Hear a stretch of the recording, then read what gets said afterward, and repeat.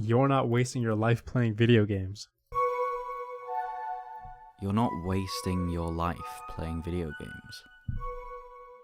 Games being wastes of time, immature and childish are not new claims by any stretch of the imagination, but I've started to see them become more popularised over the last couple of years.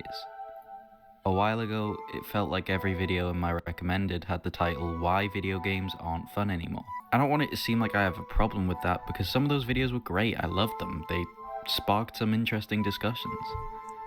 But funnily enough, I actually also had a video titled almost exactly like that. I also said it won't soon though. I put a hopeful spin on it. I wasn't really right. I don't think it's improved that much, but I'm curious to hear why he says playing video games is not wasting your life. Most people would absolutely define it that way.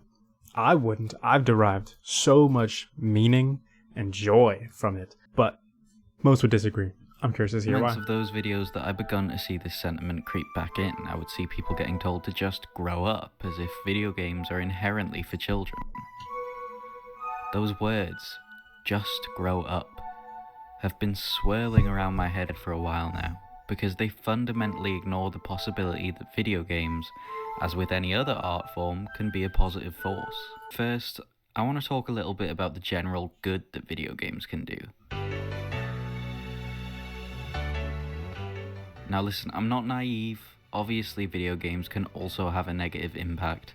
As with all things, there's probably a turning point where it becomes, for lack of a better word, overconsumption. And I think a lot of frustration and I think we've all seen that one video where you hear the background of the gameplay, "Go to the bathroom, you're shitting yourself!" And he's like, "No." That shit is exactly what he's talking about. They absolutely can harm. Anger can be built up from trying to persist with a game that you simply don't enjoy. Or that, I guess. However, over the last few years, more and more studies have popped up finding potential links between games as a medium and improving mental health. Games offer mental stimulation, and I'm not talking TikTok doomscroll mental stimulation either. Holy God, what are you showing me with his head? Come on!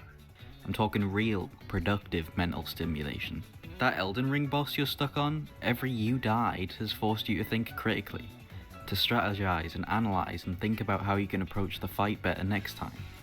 That is a massively underrated aspect of gaming. Especially people dog the shit out of turn-based games. Unjustified, by the way, but the amount of thinking games force you into, I swear to God, is healing. As dirty and disgusting and sweaty and gross as I am for partaking, I swear to God it helps. I'm not just making this shit up. Or maybe I'm coping really fucking hard. A lot of games use audio cues that force you to think and analyze how you go about a situation. A lot of them in real time, online, high pressure environments.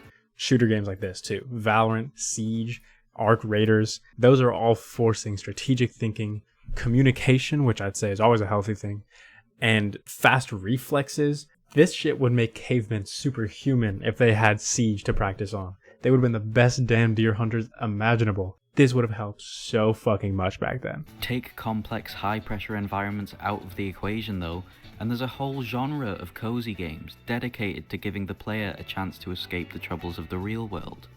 I mean, we saw evidence of this in real time with the release of Animal Crossing New Horizons in the COVID lockdowns. The world was collectively going through a bizarre, scary, traumatic time, and over 26 million people found comfort in their Animal Crossing islands. And yes, escapism combined with overconsumption can be negative. You can neglect your real-world needs, but it also offers many of us some peace in some really dark and testing periods, and the importance of that and the safety it offers cannot be understated. Similarly, the sense of accomplishment that video games can offer can't be understated either. We live in a world and a time where we are constantly berated with the person we should be. They can teach you a lot about persistence, delayed gratification, and pride. If you put your mind to something in a video game, especially Souls-likes like Dark Souls and Elden Ring, and have it pay off later, it teaches you very important lessons of, shit, that didn't work. Let me try something new. It is so easy to forget that failure is just a one-time thing unless you let it be the last one. The things we should be buying, the goals we should be targeting, and the timelines we should be reaching them in. But games, they offer quest lists, trophies, and unlockables that provide a small but rewarding sense of achievement and productivity. None of this is new, however. This is all known information. I want to take it back to that phrase. Just grow up. Like we're wrong for loving something, or we're immature for caring about something. I know I'm pausing way too fucking much, but this is an important thing to bring up. This might be a bitchless thing to say, but for me personally, so much growth and joy has come out of this as like a hobby. I think gaming as a medium is beautiful. Things like that let you interact, let you experience it at your own pace, gets you so fucking immersed, and that immersion gets you invested, and once you're invested, it can change you. You are not wasting your life playing video games. You're not wasting your life doing anything. You couldn't. Wait, that was a banger. Chills, bro, chills. Living is caring, and it never had to be about anything more. I want to close by reading you a poem you've probably heard before. It's been blowing up online over recent years, but a poem that's important nonetheless, and I think it aids in what I'm trying to communicate here. The poem is Wild Geese by Mary Oliver, and it goes, Good vibes. You do not have to be good. You do not have to walk on your knees for 100 miles through the desert repenting. You only have to let the soft animal of your body love what it loves.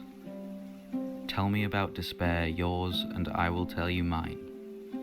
Meanwhile the world goes on.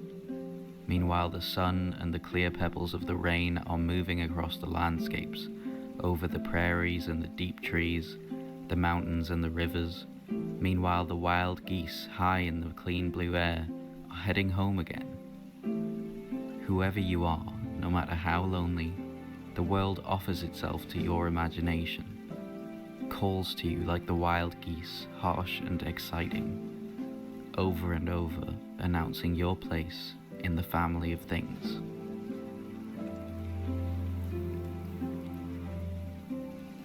That's what I want to leave you with. You don't have to fit into someone else's idea of success. You only have to let yourself love what you love, and that will forever be enough. I think overall, there was a strong message on that one. He was adamant on the positive mindset that he was promoting. Like right here. If you enjoyed wasting your time, you didn't waste it. Enjoying something is itself a great activity to partake in. Of course, depends on the games you play. I'm not out here clocking hours on League of Legends and Arc Raiders, but I play things like Omori, like story-based games, where a value judgment is asserted and you can learn something valuable. Those, I think, are absolutely worthwhile. Not that other games aren't worthwhile. Again, time you enjoyed wasting is not time wasted. But yeah, that's it for that one.